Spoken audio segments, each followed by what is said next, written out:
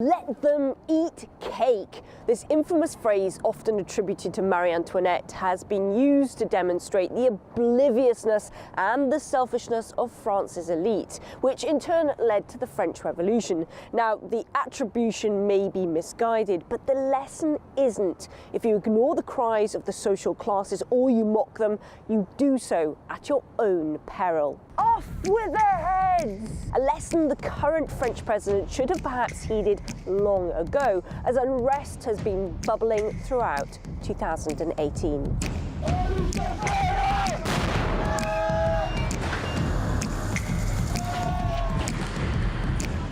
Things started to turn nasty as the French government attempted to evict an anti-airport community from land that they'd occupied for a decade. It's a protest against the expulsion of the people of Zadis from Notre-Dame-de-Land.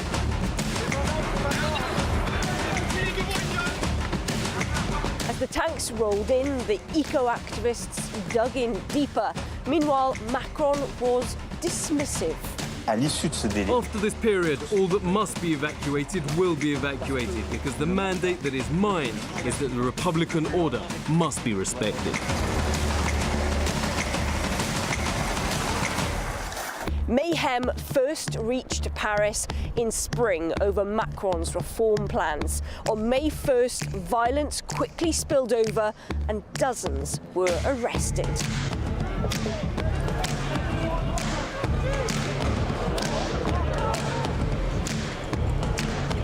But the penny still didn't drop for Macron. He spent the summer offering advice to all who would listen, enraging the country in the process. These Lutheran people who've lived through transformations in recent years are not exactly Gauls who are resistant to change. Not diplomatic. He doesn't know how to talk to people. He cannot say about all of people, all of nation. It's just bad, like, on both sides, to the foreigners and to the people, like French people. Thumbs down.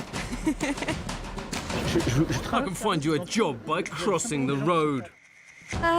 Yeah, you don't say that to people. People are really struggling. Easy to say when you don't have the problem of needing a job. He thinks that everybody can do it just by working or crossing the street, but it's not real life. It's just a very, how to say, a rich kid attitude. It's not great to say things like that to French people.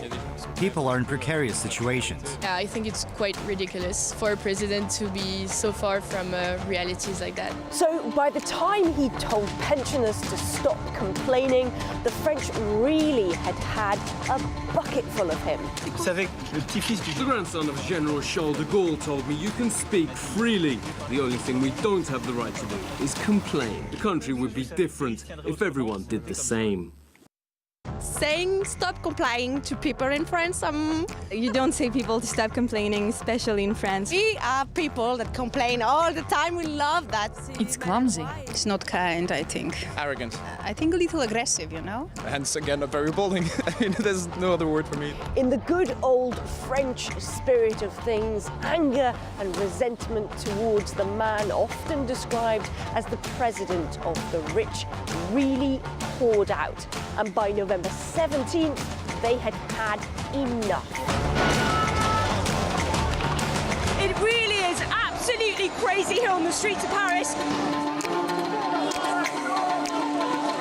After weeks of chaos, clashes and brute force, Macron finally conceded and offered an olive branch.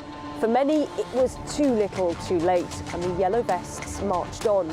Though Macron may be ending the year rather more deflated than he'd expected, 2019 could still see heads roll in the French government if the violence continues. Charlotte Dubenskij, RT, Paris. Can I eat the cake yet? It's delicious.